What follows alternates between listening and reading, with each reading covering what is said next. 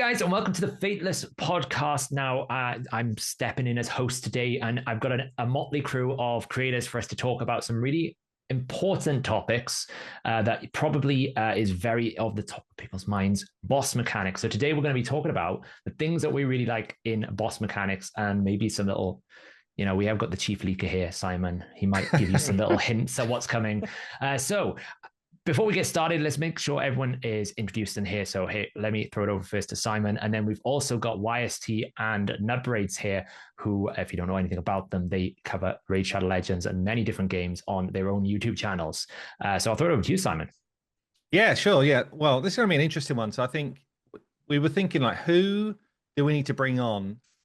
Like the experts at bosses. And we've got YST, who basically just like takes down a whole Doom Tower just with one epic hero in Raid Shadow Legends. So he was definitely coming on. And then Nutbraids, I guess you kind of made your mark by taking on the hardest new content in Raid when they dropped their new clan boss. So, the Hydra Killer is joining us here. But yeah, I guess YST, hand over to you. What do you love about, these kind of like different boss fights in this type of genre?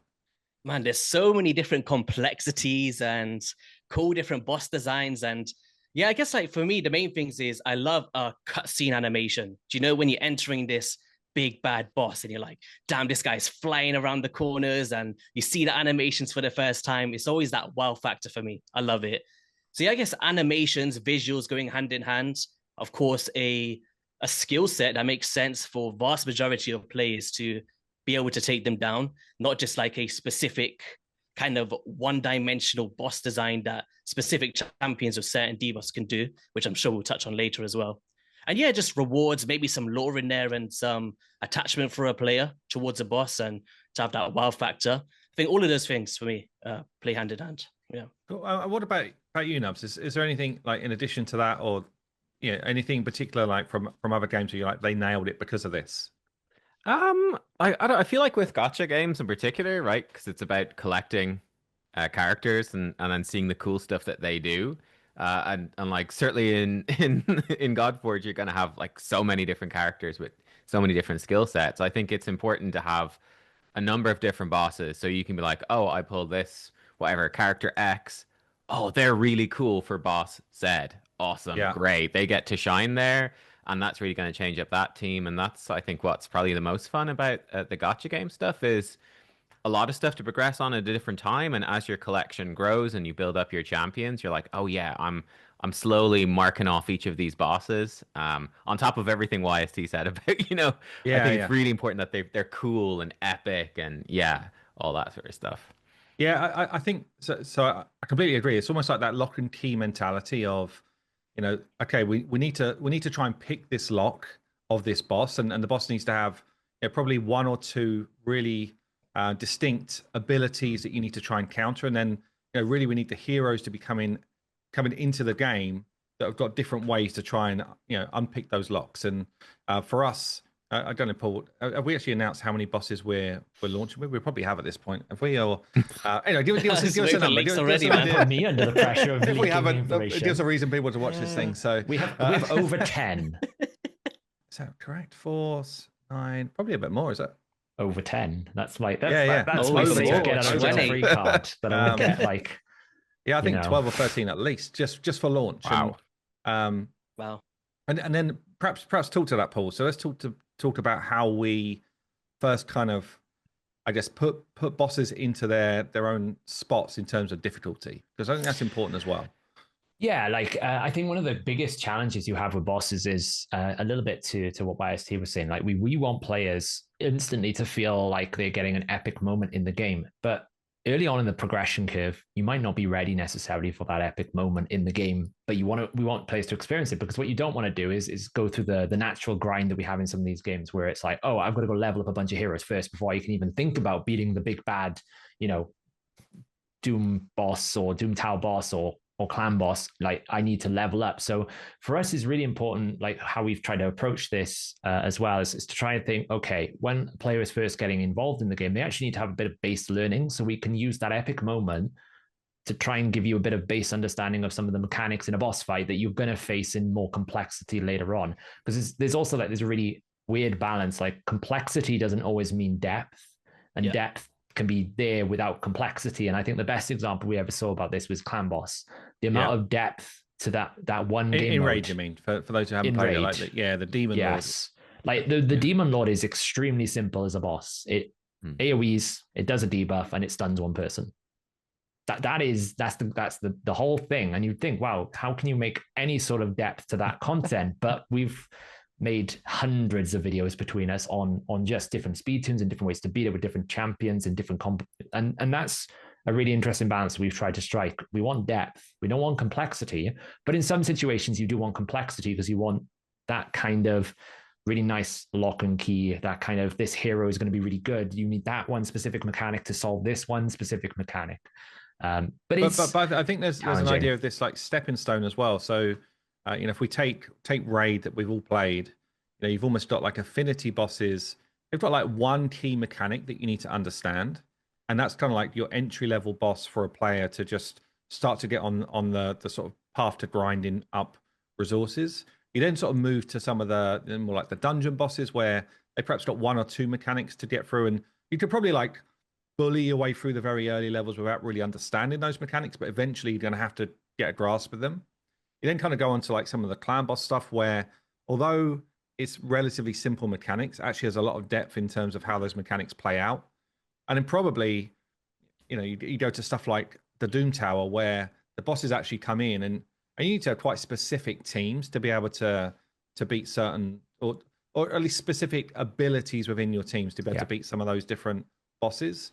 And I think each of them is almost like a stepping stone on a player's journey of, getting a good feel for the game, perhaps pushing their understanding to a different level. And then when you beat some of those challenges which feel harder, actually you get quite a good sense of achievement for doing it. So it's a real balance between like how difficult should something be for the life cycle of that player. And, if it gets too hard, then actually it pushes someone the other way, Bomble's a good example. When Bumble first came out, everyone was like, "This is horrendous. This is terrible." Like, it's like, so I guess, what's your thoughts? Maybe Nubs, in terms of that sort of stepping stone for a player, from perhaps a novice player into a more experienced one, So yeah, like with Raid, I think it kind of stands out with the Hydra clan boss, especially, that it actually unlocks far too early. We were talking off camera for a bit, but like in the free to play challenge that we're doing every year, like even within the first month, you're getting probably to Hydra even within the first couple of weeks of the game. And that clan boss is incredibly complicated, and it's also incredibly difficult. And you do walk into that and you get absolutely destroyed.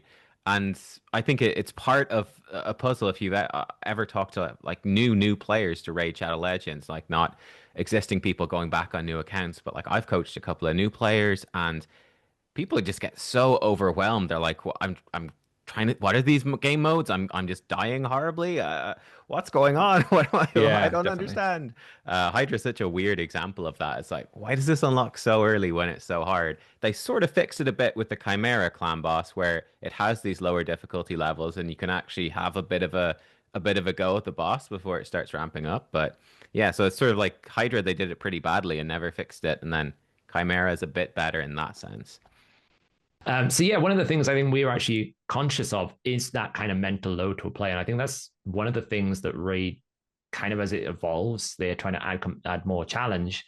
Their challenge comes in the form of like more game mental load. Like you need to know all these different passives, and you need to know what the 6 different heads could do at any point in time in Hydra. Amius is the one that comes to my mind. Like myself and YST, we sat on a call once just trying to work out like how to beat one rotation, and it's like got all these different passives and it changes 2 forms. You don't really know why it changed form because you have little quirks in the game that kind of break the passives. So it's something actually. Do you think though, just on that, do you think it's because now, I mean, Raid's like 6.5 years old. When it launched, it did not have, whatever it's got now, like probably 30 bosses plus now, right? It's got a lot of content, and it's had to have that content because it's had to evolve and keep the player base interested, all that type of stuff. Obviously, if you actually look at their base game, I think is actually a really solid, difficulty curve and really interesting bosses. It's more about they've almost added the next layer of complexity to a boss to keep the longer term players interested. But actually, like you say, Nubs, they then open that up quite early for a new player that's got no experience in the type of game, and that's where it's a challenge, I think. And I think also on that point as well, I think the whole thing that Nubs is saying around like getting specific heroes, as it's evolved, those requirements have become a lot more narrow. You used to be able to get away with Cold Heart that could do quite a lot of cool things. Now, you kind of like, you really need like those either mythical champions, because there's one stage in Synchronos that you just can't get past unless you've collected this one or two. And I actually wonder how you guys think about that as a mechanism, really. Like, it's really cool to get a hero that like a lore is really good for Fire Knight. But when you then start entering the realms of the whole game is tailored around, I need to get 1 of 900 or 1 of 800 or 1 of 700, like how does that start becoming not fun?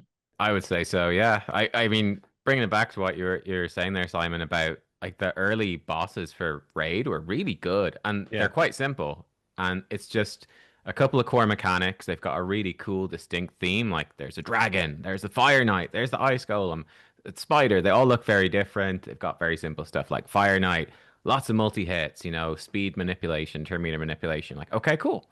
That's all I've got to do. There's loads of champions that fit that bill. So I, do the best with the team I have. And as I get champions that fit that, or like Dragon, I can bring some poisons to stop him doing his special attack. They're actually quite simple, but they end up being that's fine. It's still really fun. And Demon Lord, again, as mentioned earlier, exactly the same. Actually, very simple, but a huge amount of depth to it. For years, really, for players. Yeah, it's all about introducing those core mechanics, right? Like with the dragon, the poison debuff is here, and the ice golem, the block debuff, so you can counter these incoming debuffs and the multi hits. And there was loads of cool core mechanics, I guess, in the first dungeons of Raid.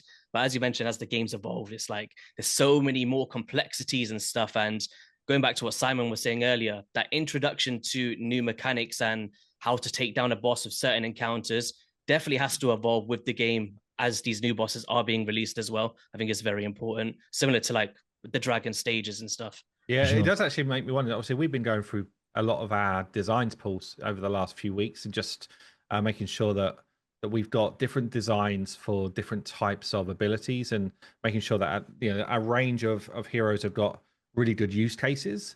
It does actually make me wonder if we've already maybe pushed a bit too complex with design.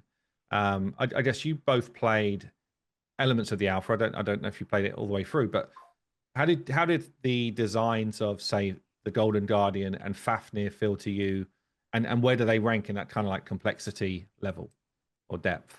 Son YST, I didn't get that. No, so I got that far. I passed Fafnir. I think it was on the Cavern 60 or something. Yeah, I can't remember.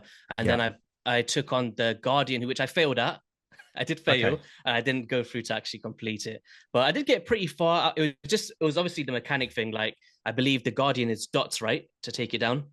That's a core mechanic, would be like bleeds and so acid, I don't think I had. Stuff, I don't think at the time I had the dots to kind of take it down. But from watching creators like Ragewood in the community, obviously once the core synergy comes to life, it's beatable with many different champions. I would say so. Because I think one of the things we really liked, or we're trying to do, I guess, is look back to some of the nostalgic fights that we got in like cool MMOs in the past. So, a lot of our player base are people that used to play World of Warcraft and, and games like that. Yeah. So, and those boss fights, they were always like the most fun part of the game for me. Doing a raid where you take down, 5 different bosses or whatever was always really fun. And they tend to have like phased combat. So, it'd be like, okay, we need to do this mechanic for the first, 5 minutes of the run. We get them down to 30% HP, and then suddenly we need to switch our thinking and now deal with like a slightly different mechanic. And that's kind of like a vibe we're trying to go for. So with Fafnir, Fafnir changes form when you get to a certain point in the game, and it almost like it's a more enraged form that does more damage, but it's just a different mechanic to deal with. I guess, do you think there is the ability to cross over in the way we're trying to do it in this genre? I think there is the possibility for it. I'd say it really comes down to a few things for me anyway, is you have your core dungeons or whatever you're calling them for, the replayability factor, something that all players need to do to progress in your game. Yeah. And then I don't think it's a bad thing to have these other certain bosses that like bring in these unique strategies and different synergies and phases. It was actually something I put on the side that phases and environments is like one of my favorite things about these types of games. Like Yeah. we've seen it with like maybe the Iron Twins is a good representation of that kind of like below 40%. He goes wild. You're like, oh damn, need to kind of bring in some revives here or something. But yeah, I think phases are really cool, especially if there's like a visual change to it as well. I think with Amius, I think even with him, it's really hard to deter which form he's in. You're like, Yeah. is he in this? If you're not keeping an eye on that Eclipse buff, Yeah. like you have no clue who this boss is or why he's switching forms, for example. But I think, yeah, visual kind of representations and maybe like some skill animation to say, oh, he switched into this phase. I could definitely see. Yeah, Sure. it's funny you mention that because Amius was the exact motivation behind having Fafnir stand and sit and stand and sit. And I remember when we were going through the development process, I had a bunch of people come to me and go, "Why did you make why does he look like he's sitting like a dog?" And that was like, we were so traumatized by Amius. Where we're like, it's in the face, it's not in the face. The sky, they were trying to do it with the sky, and I was like, okay, when we do this system in our game here, we want to make sure that it's really straightforward. You shouldn't really have to know a boss is in a specific moment in time by trying to look at the small little number that is appearing below the bar that is mixed in with everything else. It needs to be like, okay, he's absolutely out of control, we're in trouble. And that's really I think to your point about having like repeatable versus one time is where really this number changes. I think when it's a one time kind of moment or something you only do once a day, there's more space to be a little bit more complex on the things changing. But when I'm interested just to hear, Nubs, your take on this in terms of that direction for bosses in this type of genre. Oh, I love it. I think it's sick. Oh, okay, like, cool. I think like especially going back to like at the very start, like when YST was talking about like the WoW and the epic boss encounter, like there's nothing more epic than you beat boss phase 1 and then suddenly Sephiroth's got a bunch of wings and it's like phase 2. Oh god, here we go.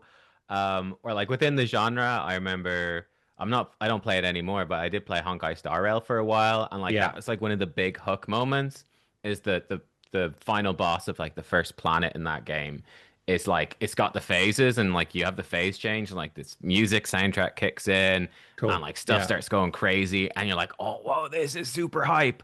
So like that's a really cool moment. So yeah, sorry, I was gonna say, so neither of you, when you were kind of like talking about what you love about boss fights, neither of you mentioned that there needs to be a really easy kind of like replayability on auto.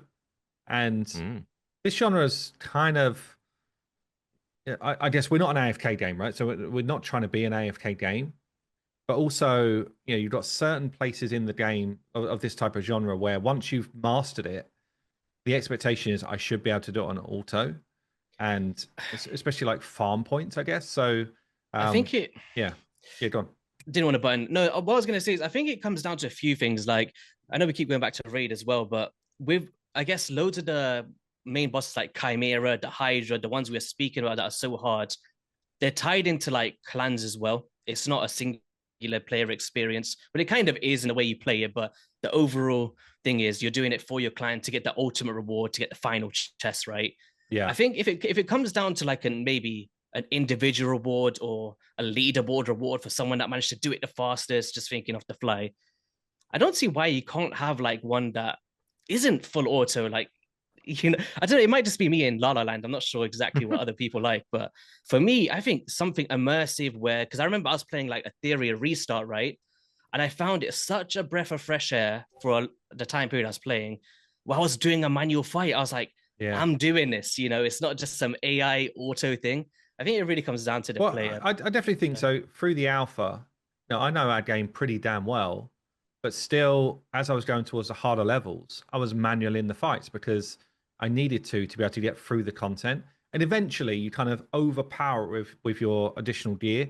Then actually, you can come back to that point and have it as a farm point. But and similarly, honestly, with Raid, like with Raid, if I'm playing a free-to-play series, often if I'm trying to grind up Doom Tower, I'm doing it manually because I can't. I physically, or it just won't work on auto, right? I'd have to save abilities for the right time.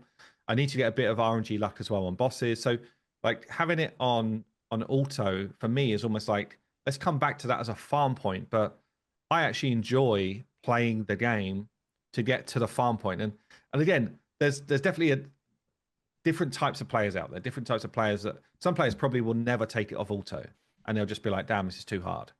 So yeah. Do you think it comes down to the time as well of the actual boss encounter? For example, some clan bosses might be 40 minutes, 50 minutes. Let's say if it's a manual experience, but it's 5 minutes. What's a sweet spot for perhaps like a good fight length up to like, this is the max I feel like I want to do anything It's manually. a good question. We've had so many debates in the team about this question. For a singular boss encounter, you mean, or a replayable one? Singular boss encounter, well, I guess anything's replayable, right? But I don't mean like a quick fire dungeon gear grind. I mean for like, perhaps a tower boss or a clan boss type of. For me, I'd probably say for a first time clearer, without going back to it later, probably in the region of 10 minutes. Is something I'd be comfortable with. And then obviously once you're experienced, you got all of your power and your level, come back to it. It's in like maybe a 4 or 5 minute job, Yeah. But I think 10 minutes for me is enough to be like, okay, that was tough and intense, but it's not too long. Not short, Nubs. What do you think, Nubs? Yeah, I lean short as well. Like I don't know, it's definitely personal preference. I prefer the shorter fights. I don't really like the long ones. And like I think about fights in other games and stuff as well, like World of Warcraft. Yeah. Again, like a lot of the end bosses are so long, and it's like, oh, okay, here we go, another pull. All right, another 12 minutes for Sylvanas final phase. Right? Like I'm falling asleep here. Come on. Yeah. I don't know. I think like manual play, like, I don't know. Like, I could easily do like a half-hour live arena session in Raid and be like, that was cool, or like an hour even. But yeah, like I think for longer boss fights, I think it is a bad thing in Raid that they can be. God, I mean, Hydra back in the day could be an hour or whatever, and there's no pause button. I'm like, especially for a mobile game, that's just crazy. There's no like pause and resume. Because I think it's interesting. Like when we think about a game mode, so we've got like a draft mode that we're adding in, where like drafting heroes, it's like a normalized mode. There'll be an end boss, and so when we're talking about what does the overall length of time for that mode look like, we're talking about something like a 20-minute hit of content, so 20 to 30 minutes. But you could come back to it if you're like halfway in and you need to go do something else. But when it comes to a boss fight, like you say, when it's like a manual fight, I think even in alpha, some of our boss fights were longer than I think they should be. And there's an element there. So let's take Fafnir. If you were manually Fafnir to beat Fafnir, it was probably 10 minutes, I think, for players. And it was like towards the top end of what that should be. But then we had wave 1, wave 2 Fafnir. So again, potentially you can pull out the waves to just go straight into a boss. But it does completely change the whole makeup of what you need in a team to be able to, because then you're literally just, I'm picking heroes that are just going to be able to beat this boss, rather than I've got sort of two things on my mind. Can I get to the boss, and then can I beat the boss? So I guess, do you have a preference there? Would you rather there were more events where you run straight into a boss, or do you kind of like the idea of having to have a team that does two things? I'll jump in. I say I probably prefer the team that does more things, and even bringing it back to what you were talking about with like phases to a boss fight as well. I think for like manual play, if it's just really tedious, just going through the motions, I think that's where a longer fight gets really boring. Like, I wouldn't want in Raid to manual my Demon Lord key, and it's just doing it's very simple. I'm just same rotation over and over again, which I guess it was back in the day. I would hate that. I loved it. Yeah. But if you're like making interesting decisions, and it's like, okay, well, I'm getting through phase 1. He's about to go to phase 2. Okay, I want to make sure I've got my abilities ready to go. I'm into phase 2. Okay, I want to fire things off like this.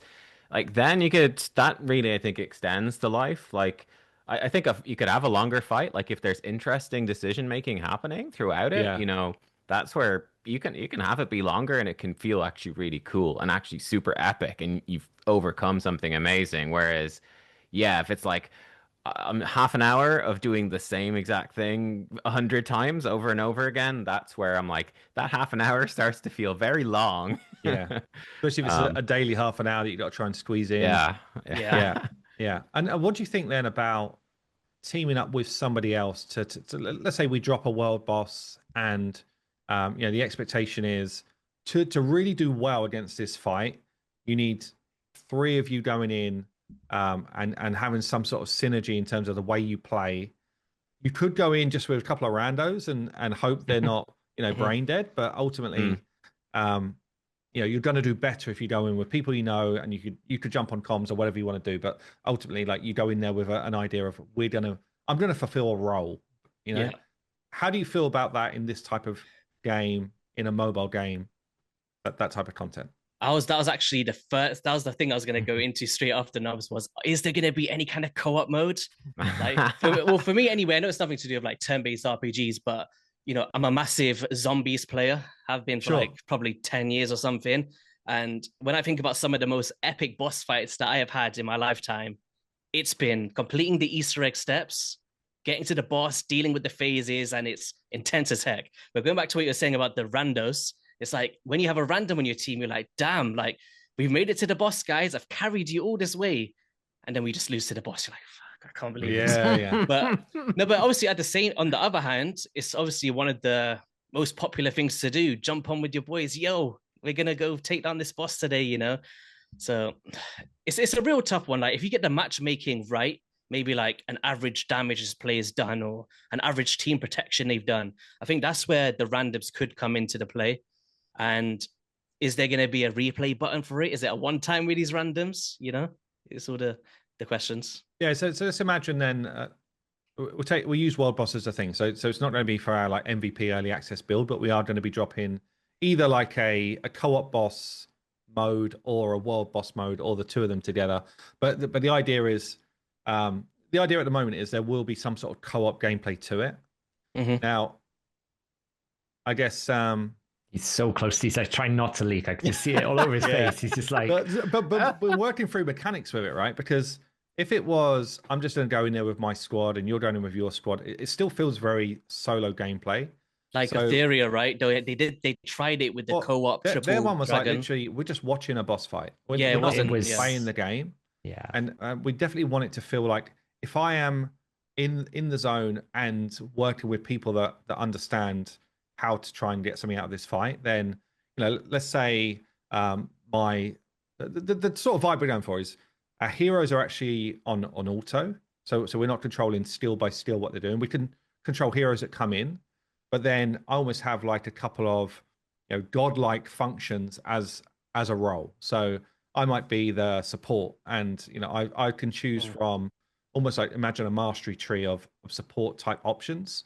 So it could be okay, I'm going to enhance shields by 200%, and it's on a cooldown. So you have to pick the right times to be able to play your abilities, but you might be able to synergize your ability with an offensive ability from someone else. That when I've got enhanced shields, I do 4 times the damage or whatever it is. Like, basically an idea of, if we really work together, we could blitz through the enraged moment, or we can protect our team versus this kind of like colossal amounts of damage.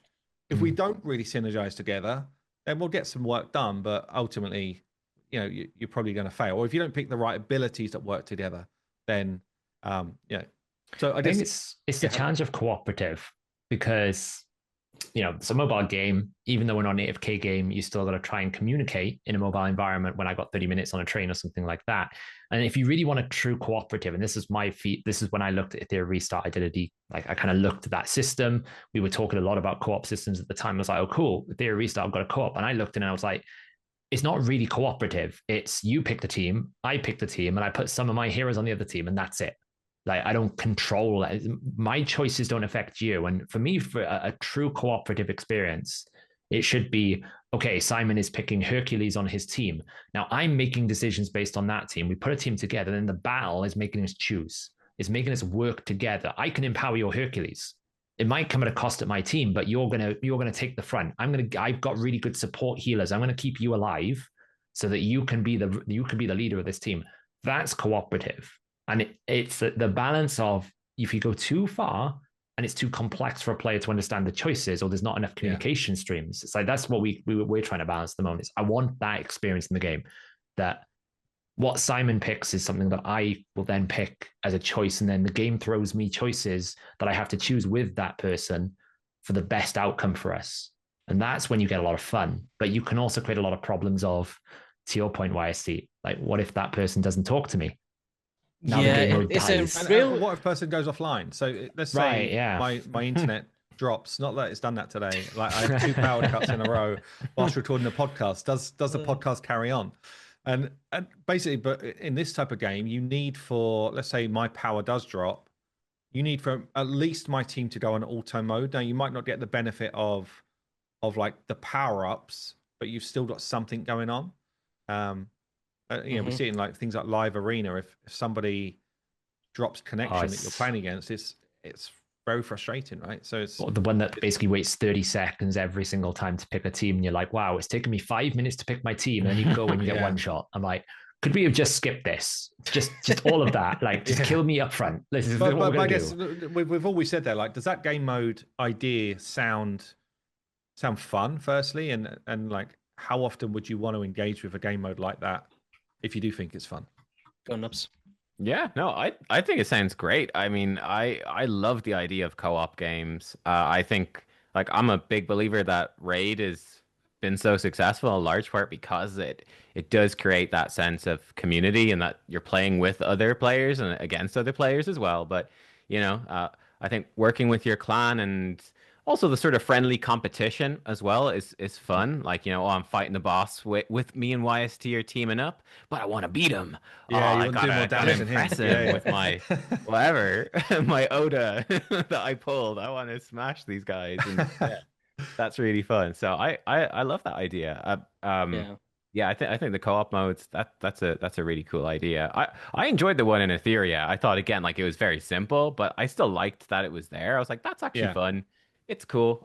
It's like, I actually think that was the first time I seen, well, for me anyway, co-op in like a mobile game like that. So for me, it was like, I can't really judge it off what other games have done because I don't know. Talking to your competitive point, I remember so many times doing like WoW raiding, and I was like a little gnome mage. So although I'm just out there doing DPS, I really want to be top of the DPS charts. And, it was like this hunter that would do crazy damage. There was 2 other mages that were good at, and we've all got pretty similar gear. But I'm like, no, I am min-maxing pushing my buttons right now. Like you've got hotkeys on rotations, like 1, 3, 5. It's like it becomes like a real thing. And I had the same thing definitely when I sort of started out in raid and we were looking at like clan boss scores. I was actually the guy that was manual in clan boss in the early days because I was min-maxing my team. We didn't have anywhere near the same sort of level of OP teams that exist nowadays. It was very much like when they dropped Nightmare Clan Boss, it was hard. It was really, really hard to even 4-key it with the sort of early stuff. So, but I enjoyed it. I was at work and I never had so many like long toilet breaks. It was literally like, I mean, I also thought I had something seriously wrong with me. I was in there like doing my clan boss key. I was like, I need to get it done so that it doesn't, refresh.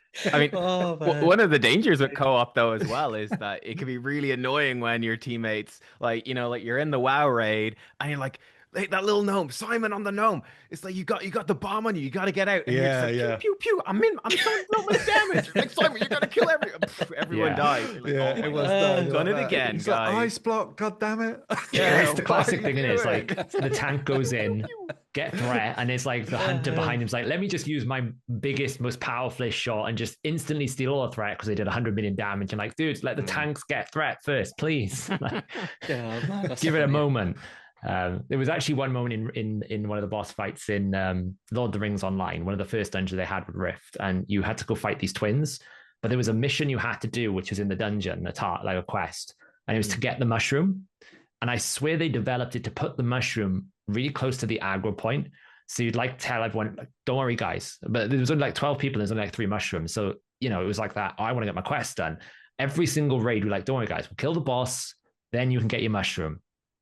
Every time someone just, I think I can creep a little bit forward and pick up that mushroom, aggro the boss, wipe the raid, and you're like, who got the mushroom? It's like, why? Why did you get the mushroom? It used to be the bane of our existence in raiding. It's like, you bring the random with you, and they always want the mushroom first because they think they're going to miss out. So co-op is definitely the fun in these games, but it's so especially in our era these days where games need to be a lot more, to your point, Simon, like pick up and go kind of vibes. It's like trying to find the balance. How do we make it true co-op, but not?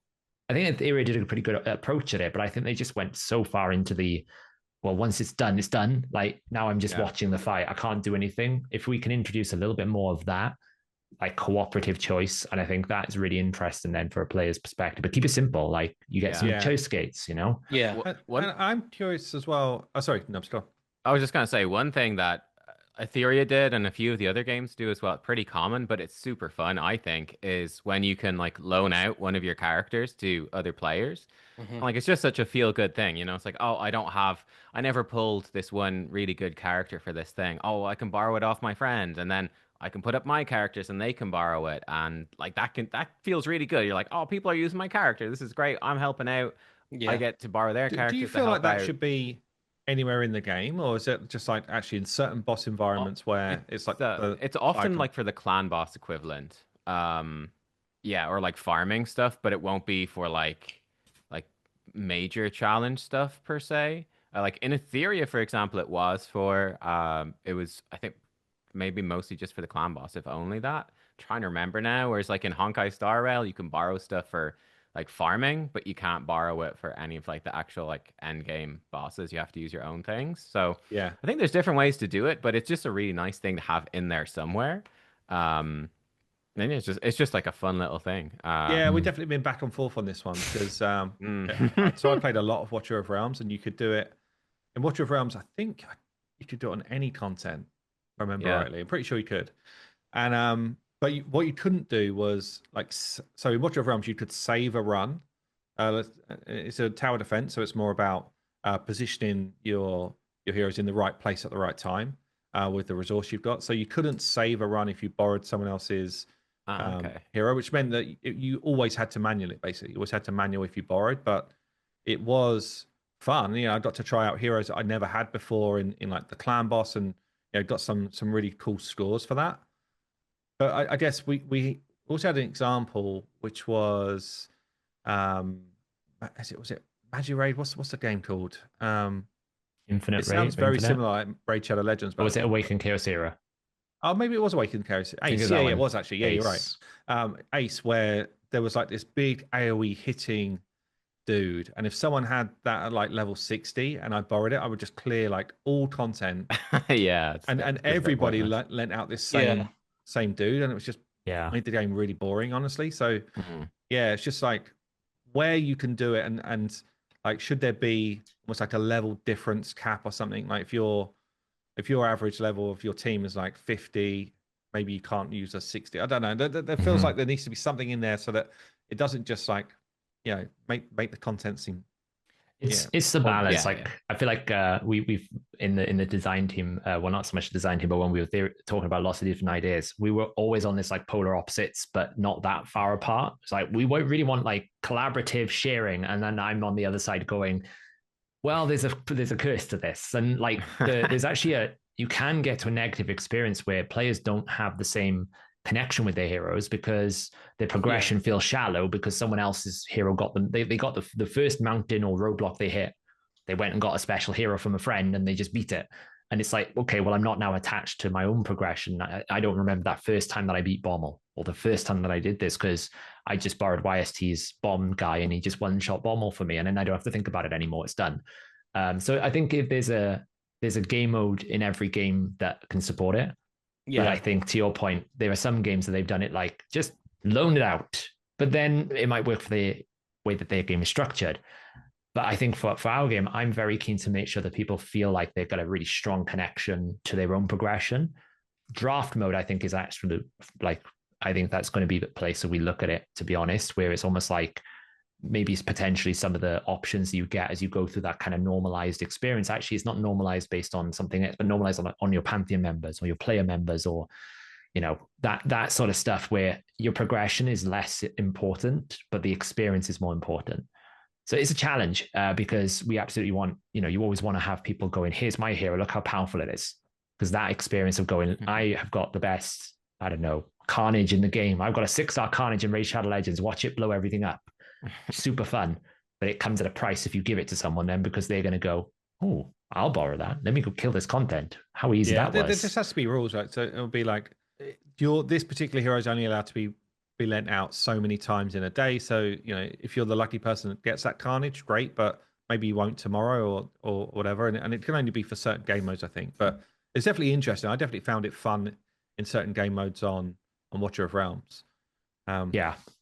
I was going to ask something a bit different. I was going to ask about if we dropped a world boss, let's say it's unannounced, which is always a touchy subject in this type of game nowadays. People love very long announcements on when stuff's going to happen. But let's just say we dropped it as this weekend. Suddenly, on Friday we dropped a world boss. It was completely unannounced, and it goes away on Monday. And there's potential decent loot from that. I would call a premium item that you could get. Exclusively premium. Yeah, but not like unavailable ever an again. Exclusive hero, but like something which is pretty high level currency. So I guess firstly, how does that feel? Are you like, that's fine because I'm just going to get on my Discord channel to my Pantheon and be like, guys, get in the game. This has dropped. We need your help. Or are you thinking, I don't like this kind of like sense of urgency and not knowing? Do you want to go first? Maybe go for it. I'm still thinking. Okay.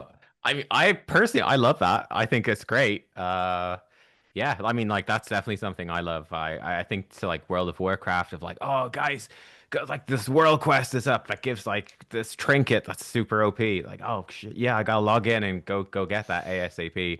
I think that can be really fun. But like, I'm a pretty hardcore gamer, so you're connected in with the Discords and the communities, and you're getting pinged about this stuff and checking it all the time. But I think it's a really fun idea to have like, there are events happening in the game that are actually really worthwhile doing and unique and different, and there's fun surprises, and like, hey, even if you miss one, it's like, oh well, maybe there'll be something else next week or next month or something like that.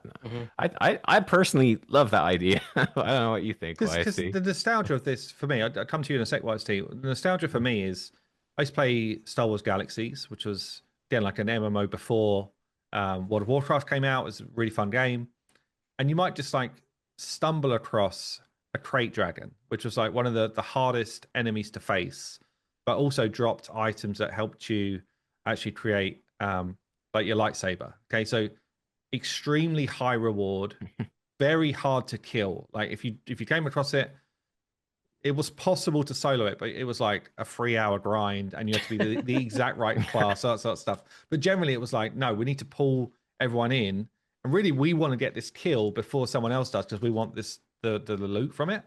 And but it was like we'd go crate hunting. It was like, we know this area, we'll try and find one. You might not find one in 2 days, but when you do, it's such a great moment. So it's a slightly different feel because we're in a mobile game and we're not like roaming open world, but I used to love that. But again, I'm a hardcore gamer that would go looking for them for 2 days, right, without finding one. So again, it's not for all, but the nostalgia for me is like, I love something that just feels like it's not just telegraphed, and and perhaps we need to think on our feet a little bit in terms of how to deal with the situation, like how to deal with the boss. But yeah, YST, you're gonna jump in. Yeah, just letting it simmer a little bit in my brain. I'm trying to disconnect like what I would, for me personally, I would love it. I'm trying to think from a community standpoint, is it too prompt? It really comes down to the player, man. I think, so how would you introduce it? Would it be like, as you sign into the game, it's like an animation, you're world boss here, like, or... I think so. And I think we would probably, you can do like push notifications on games nowadays. There would probably be like this world boss has just dropped in this area of the game. And there would be like a news announcement within game. So there'll be just like a few signals. And it won't be like, oh, okay, we're doing this once a year. Let's say we do it once a month, but it's slightly randomized when it's going to happen. So I think it's pretty cool. But for some reason, I do kind of like a random thing in a sense. Like we're so used to these games, where it's like the same structure year on year on year. I mean, there's nothing spicing it up. So from that aspect, I think, it makes you feel intrigued to be like, oh, what's happening in Godforge today? We don't know. But that bit of the unknown. So yeah, and I think overall plus side, I'd be down for that. Yeah, Okay, It's interesting. It's the challenge really between is a challenge.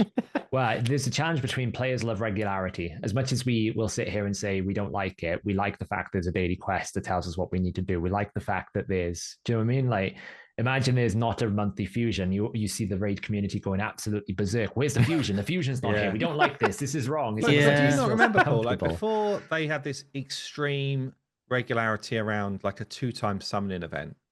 It used to be a case of, I wonder when they're going to do it next. And when it came, it was exciting. It was like, who's ready for it? Who's It's a balance, isn't it? It was fun. And but when it's all the time, it gets to the point where it's mundane. Well, that's not even a schedule then. That's just on all the time. And that's the problem with raid. Well, no, right? It's but like I mean, there's it was always like, a summon event. This weekend it's going to be this one. Okay, in 2 weeks we know it's this one. Yeah. Didn't used to be that way. It used to be very irregular. And they probably made less money, but I think it was more fun as a player to be like, it's exciting. Like when it actually drops, you're like, okay, we've got this event and I'm all in for it. Now it's a bit different with bosses and stuff, but I think it's the same sort of vibe. I think there's definitely a contrast between, like, obviously we're speaking about world boss and events. I think some form of regularity with events, I think, is fine. Like if you know when a fusion's coming, what can you expect in a fusion? I think that's a bit disconnected to what, you know, a limited boss that pops out of nowhere and he looks badass and I want to take this guy down, you know. I think it's a little bit different. So yeah, and I think it's a case of certainly from my point of view is making sure that we don't create a negative experience by the limited aspect of it. So if a person didn't have an opportunity to get online, then you could create, like, you have to almost like give a window in space and time that someone can act on it. And it's very difficult when you're playing a World of Warcraft or anything like that. Even then, like with raids, we would always kind of structure like 7:00. This is when we're going to go for it, guys. We're going to go try and do it. Or to your point, Simon, it's like we're going to set out some schedule to go hunting for it. But then you can find that space. So it's not necessarily a schedule, but it's at least a moment in time that I have the capacity to be available. And that's the challenge with these things. Actually, I think it can work really well. You just have to give it a much less regular outcome. You never know when it's going to happen, but when it does happen, you have a moment in time where you can get online and it's not over in a blip, because that can easily turn the other way to a player's experience where they feel like, well, I would love to, but by the time I knew about it, it was gone. Yeah, I do think as well, like it depends what you do around capturing your performance or your your effort into this boss. So let's say it always records your maximum score, your maximum damage, whatever we want to call it. But I could team up with, say, YST and Nubs. I could then actually team up with you, Paul, and one other random. And whichever of my best score is captured, but also all of your individual best scores are captured. So that, and equally, if like, I don't have any pals on that I could play with, then I could just team up with 2 randoms and still hit the boss. So at least I could get some participation. So I think as long as you give choice and perhaps the ability to just go again and try and beat what you've done so far. Some people will, try tons of different teams, and that could be fun. Some people will just be like, I've hit it once, I'm going to get some stuff. Yeah, I'm fine. I think it's the sort of thing where actually creating that friction of like, oh yeah, it's just up for this weekend. There's great rewards. If I miss it, I've missed out. Like that's where you get people hooked on the game as well. Like that's where you get people really hardcore, and you're like, I want to make sure like I'm super invested. I'm building up a good friend group because I want to know about this stuff. I want to smash it. I'm gonna get like cool stuff to show off if I do. And yeah, I mean, I think it's that if you don't do it, you miss out. That the FOMO. Yeah. I guess we could we could signpost it a bit. We could be like on the Monday, the moons are aligning in the Aru section, whatever it is, some sort of teaser of. Yeah. By the way, something's coming. Odin's eye is itchy. Ooh, what's happening? yeah. And I think that actually is better anyway, right? Because I think what you do is now you encourage investigation, which I think there's a joy of randomness. Oh, I found the goblins in Diablo 3. I found a huge pack of goblins. That's really exciting. But there's also a joy of, I need to try and find the secret cow level. Let me go spend 4 hours trying to think about if I do this in this combination, I found another secret clue towards the secret cow level. And I think in our game, trying to recreate that goblin discovery experience is quite hard to do it fairly. But actually, if you find a middle ground between the two, you can still have that, like, I didn't even know this existed or this could happen, But now that I know it's happening, there's a window in time where everyone can get involved. Hey, Pantheon members, come find out. I've just found this thing. If you guys hit this as well with me, we'll get something extra. And you've got like 24 hours to do it. That type of experience is good. That limited time, wow, someone found a boss and killed it. I didn't even get online in time. That is where I think we start getting into that friction point. But yeah, I agree with you. I think it's really fun then. Yeah, the crate dragons are all dead. Simon hunted them down. Simon's got all of his lightsabers. You just see it on the top. Simon has killed it. Simon has killed it. Simon Fateless has killed it. Oh man, I feel like we've been going for a while. This has been really fun, but we probably need to wrap up. So we should wrap it up. Yes. Last quick fire question: What's your favorite boss in any game you've played that you guys have faced? Quick fire. It's hard one. Hard question. Can we say a few? Maybe go for a couple 3 if you want. Yeah. Go on. I actually wrote a list. Do you want to go first? We can alternate if you want. Oh wow, you can. I think we put Paul in the spot first.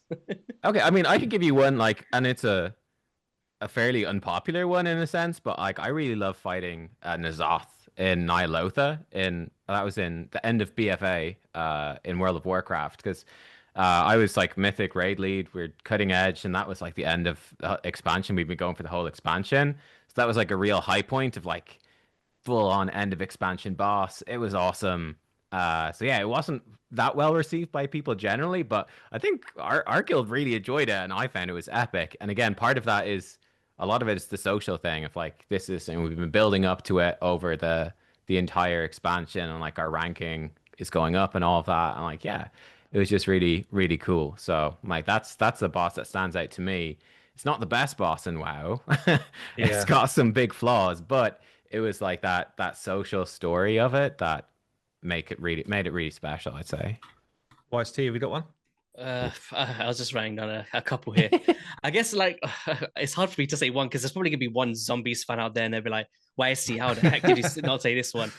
No, I think like the keeper from Die Rise back in the days, Patient 13 in Black Ops 6 was, I think, one of the best zombies maps of all time. It's a bit controversial, but even like the newest boss in Black Ops 7, I think he's like an abomination Beyblade, and he's got different phases to him, and he's spinning around. You're like, damn, you're trapped in this temple, and it was wild. It's like one of those ones that took me 4 attempts to beat it, and then they actually nerfed the boss, which was crazy, like so short after launch. But I beat it before the nerf, which is cool. I guess another game that kind of stands out to me is God of War. I think like the cinematic going through, you're tied to all of these characters, like I don't know, the Zeus fight or the Thor fight. There's some cool like boss world stuff in God of War. And I guess in terms of raid, I'd say top 2 bosses there was Astraddix the Dark Fae and Eternal Dragon. That was my one. Wow, spicy. I would say like a really interesting game for boss fights as well is like Shadow of the Colossus. If you guys ever played that, because it's so unique. It's basically just running around the big open world, and then it's just the boss fights. But it's like the mystery. It's very different from Ray. Oh, Simon's gone. Oh, I guess we're finishing it without him. Yeah, okay, I'll carry on. But it's really cool because it's that mystery of like, what are these bosses? Should I even be killing these? Am I the bad guy? Like it's quite fun. And I'd say my favorite raid boss probably was Hydra, probably overall. I liked you had to build 3 different teams with 6 people in it. So there's a lot of team building and stuff that you could do for your account, which I think is something they haven't achieved with Chimera at all. I think that's something they've lost out on. Yeah. Which is like with Hydra, I get a new champion. It's like, ooh, I can remix my teams and this is cool. And there's a place to slot them in. Again, that's also sort of gone now as well. Because I'm like, nothing is going to beat that Trunda. Never mind. That team is in forevermore. But when it was earlier, it was good. What's your favorite like non-clan boss in Raid? Was there one that really stands out to you? Like a farming boss? Like for me, like Astraddix's Dark Faith for me was like it brought in unique mechanics. You're taking down clones. There's some affinity stuff in play. There's term meter reduction. I thought that design was just amazing. And like the Eternal Dragon where you have to kill the priest to get your cooldowns back, and then you kill that one so you can heal. And there's some crazy stuff. But have you guys got one like that? Oh. I mean, I'll be honest, for me, probably nothing really stands out because it's been so long. Like we've just been farming them for ages. I've kind of forgotten. Probably like maybe the first time you faced him and you're like, damn, that was crazy, and you're like, wow. Yeah, it's been years. It really has been years since we had like a. I hate Amius is my least favorite boss, by the way. I think that boss sucks. Um, I'd say like the most WoW of the normal ones. I don't know. I quite like the dragon just for the simple. Like it's so simple and it's the first Simple one. one. But I quite like that. He eats Elhain in the prologue. You're like, oh, and then you go and you get to fight him again. It's simple, but that was kind of fun. It's cool. What about you, Yeah, Sam? mine is finite OG hard.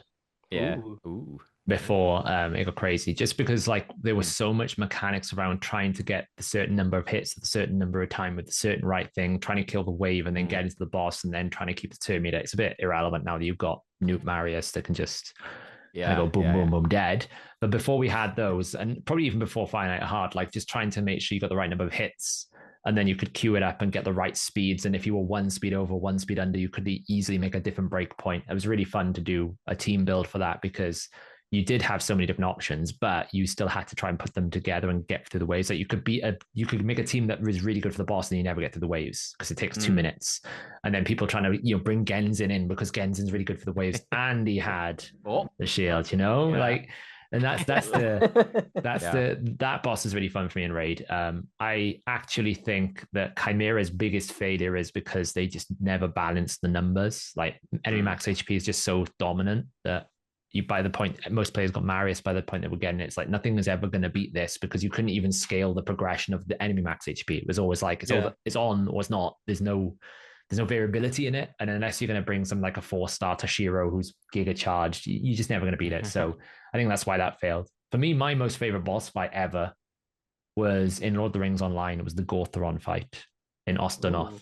And it was the final boss of the Osternoth dungeon, which was like level 60. It's like really like we're talking 10, 15 years ago. But what you had to do is you'd have to have a tank that would run around and kite him during certain phases. So there was like doorways, and he was a necro sorcerer. And you would basically at certain phases open the doors, and then enemies would come out, depending on what region. If it was like the frost region or something like that, you'd have to have the tank basically hold enough threat to run the boss around, whilst you had like specific, like you had a lore master that had to stun one of the opponents. If it didn't stun it, you wiped. And it was so much like, it was very archetypally driven. Your team had to be balanced. You couldn't just go in with one boss, one healer, and 5 DPSs and just do it. It was like, okay, well, we need this. Your job is to stun this. And the amount of times one of our lore masters was like, oh, I rolled a miss. And I'm like, you didn't do it. Don't say you rolled a miss. Like the amount of times you've missed at this. And it was just a lot of, it wasn't complex, but everything had to be right at the right time. And then you had to get it back into motion. And if you defeated it, it was really, really hard at the time. And it was really, like, it was only a couple of us in the server that could even beat the damn thing. And you got like a special title for it and everything. They kind of simplified the dungeon in the end. And they, up until that point, you had a lot of cool little mini bosses of like different wings you'd have to go through. That was my most favorite boss fight. And it's very difficult to reproduce those kind of things in a 5-minute window of time in a boss fight. Oh, it's so different. So I love that kind of stuff where it's like it's so hard to beat, and even if you have to keep going again and again, when you beat it, you're like, that was so good. Let's go again. Yeah, faster time. Anyway, let's wrap this up. Indeed, this was a great fun chat for us to talk about like different boss mechanics. Obviously, in Godforge, we're building lots of different cool bosses, so this is all really interesting stuff for us. Thank you, YST and Nutbreeze, for coming along, for having a chat with us today. Anytime. Yeah, thanks for having us on. Yeah, and make sure, guys, you follow the channel if you want to see more. We release a weekly podcast, I think it is. Correct me if I'm wrong. I'm not normally the guy who says all this stuff. I'm pretty sure it's a weekly podcast, but you can stay up to date with the game by following our channel and all of our socials. And yeah, thanks everyone for watching. Catch you in the next episode.